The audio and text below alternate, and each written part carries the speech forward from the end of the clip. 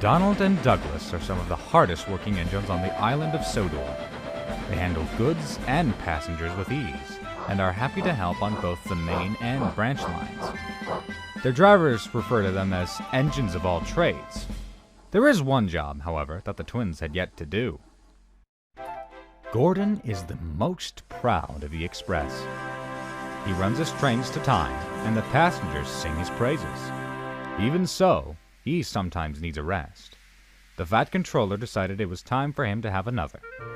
It didn't take long for Henry and James to begin boasting. Whoever will pull the Express, I wonder? James smirked in the shed that night. I know one engine the Fat Controller will choose, Henry replied smugly. Ugh, here we go, Donald muttered. No sleep for us today, chuckled Douglas. Pa, snorted Henry. You're just jealous. You two are only goods engines. Well, it makes traffic. Same as ye, if you recall, Donald replied. Some of us are better suited for important trains than others, James sneered. That's why you two only take trucks. We only take trucks 'cause of the fuss ye lot make about them, laughed Douglas.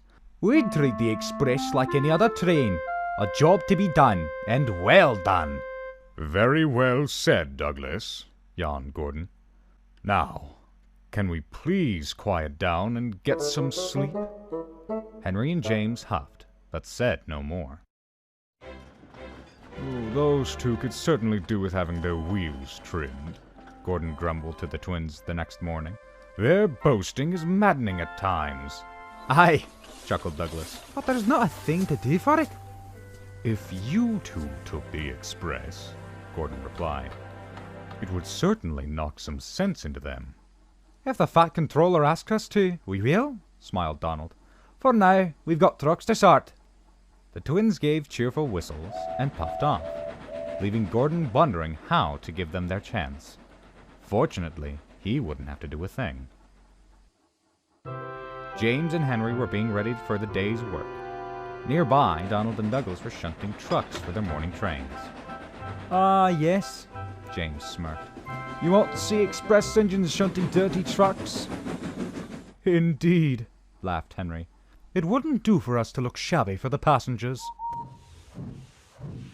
Perhaps if Henry had been so busy boasting, he would have noticed the points by the water tower weren't set properly.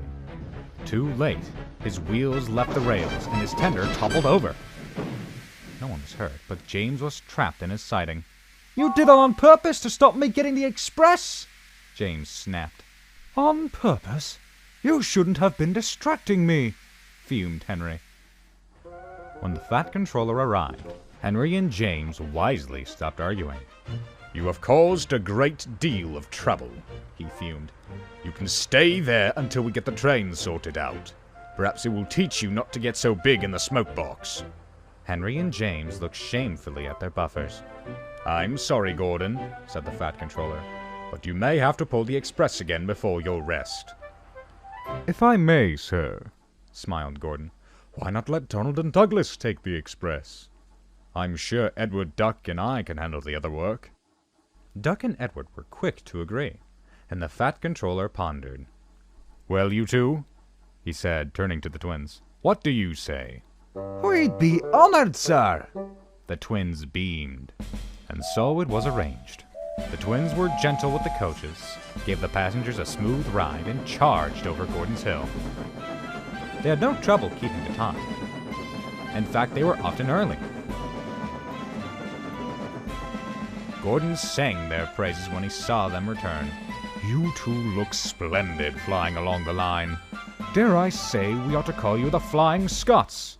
I'm sure my dear brother would agree if he could see you. All in a day's work, smiled Donald. I suppose, chuckled Douglas. Some of us are better suited for important trains. James and Henry, who were on goods work, said nothing at all.